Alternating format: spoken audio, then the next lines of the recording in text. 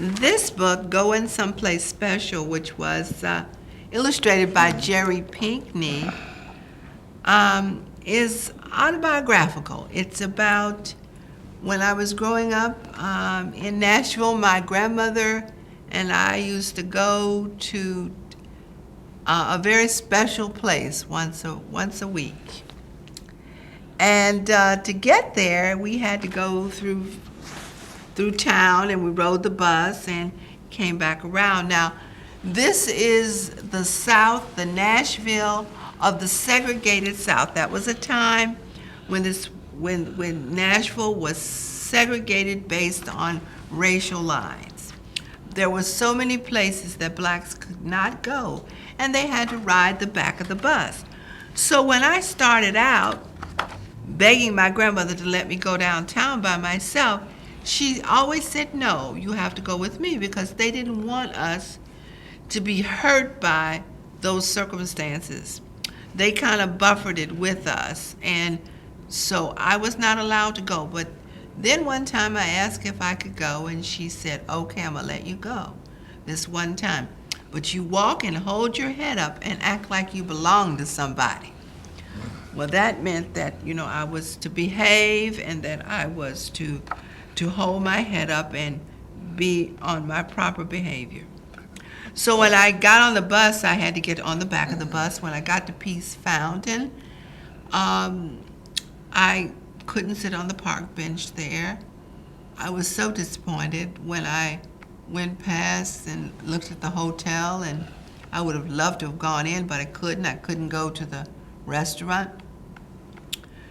So I was just discouraged. And so I met a woman there who used to take care of the gardens. She didn't do it by permission or for money. She just did it because she was there. We used to call her Bloomin' Mary. And she kind of encouraged me to keep going no matter what. She kind of repeated what my grandmother said. So I'll pick up the story at that point. 2 blocks later, Trisha Ann came to the Grand Music Palace, where a group had gathered for the matinee performance. As the girl approached, a little boy spoke to her. Howdy, I'm Hickey, and I'm 6 years old today. You coming in? Before Trisha Ann could answer, an older girl grabbed his hand. Hush, boy, she said through clenched teeth. Colored people can't come in the front door. They got to go round back and sit up in the buzzards' roost. Don't you know nothing? His sister whispered harshly. Hickey looked at Trisha Ann with wide, wondering eyes. Are you going to sit up there?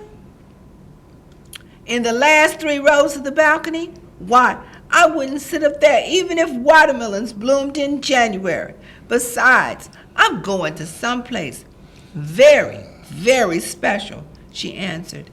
And then Trisha Ann skipped away. I want to go where she's going, she heard Hickey say as his sister pulled him through the door. At the corner, Trisha Ann saw a building rising above all that surrounded it, looking proud in the summer sun. It was much more than bricks and stone. It was an idea. Mama Frances called it a doorway to freedom.